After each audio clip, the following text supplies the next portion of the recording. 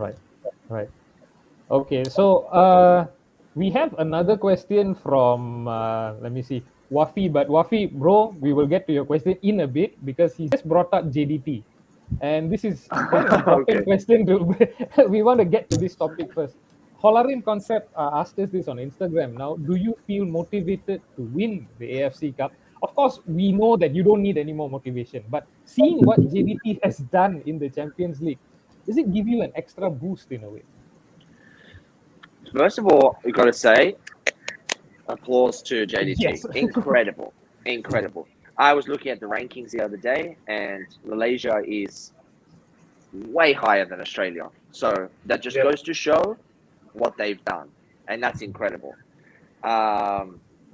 So applause to them. I dream about the AFC. Been dreaming about it since we won that final, and that is the curse of being ambitious. Being a footballer, you're always going to be like that. You know, you close your eyes and you feel the feeling of winning the game, of getting through to the group stage, then what could be that moment that might happen. It's definitely something we talk about a lot in our change room, but Boyan creates a really good culture of a 7 days by 7 days. You've got after we focus on Saturday, then Sunday you enjoy, and then Monday you forget what you did 48 hours ago. And that's the healthiest way to live in football, because you need to just focus. And I don't want to swear, but he says a thing where he says, you win on Saturday, it means you're good on Sunday, or you lose on Saturday, it means you're bad for the next 7 days. That's just the way football goes, Obviously, he doesn't say it that nicely, but Is it like the Gattuso gif where he says sometimes good, sometimes shit? yeah, very, very similar. Yeah, very similar. Very similar. But yeah, so when it comes to the AFC, I would be lying if I say I don't think about it often, but I'm just trying to focus and keep the change room focused on week by week. And then when we get there, it will hopefully our dreams will come to fruition. Yeah, fantastic. I mean, we are all hoping and You're cheering you full of guys. that as well, yes. Yeah. So Thank you, Holarin had guys. Thank you. actually a lot of questions for us here. 3 questions. The second one is now, of course, with JDT's achievements, they won the AFC Cup as well before. Do you think that has like given Malaysia a brighter future in Asia? Definitely. Well, think about the we started this show and I was saying about how I got here through an ACL game. Yeah.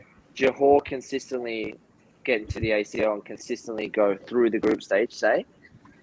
We increase in the rankings, which means more clubs get into the ACL, which means more exposure, which means how many times is that moment where a coach is going to see a player that he wants from a different country going to happen. That exposure through the ACL is so vital for your league. I really, really believe it. I think it was the reason why maybe 7, 8 years ago, 9 years ago, there was a period where everybody was taking centre backs from Australia. Because I think that Australia was getting this thing where Western Sydney Wanderers won the ACL, and we started to get this reputation that, we have big centre backs, we're quite aerially dominant, and clubs would come and they would see them play in the ACL and they'd pick them. And that's going to happen. That's the effect that happens. Now you have 100,000 people in Japan that watch you play, 200,000 people in South Korea that watch you play. So I think that it's massive for the league. Obviously when we step across the white line, everybody on Johor is my enemy. But when it comes to the ACL, you want them for the country to do well. I'm a big believer in that. And I think it's really, really good. Hopefully we can continue to carry the torch in the AFC and, just continue to put this country further and further and higher up that ranking.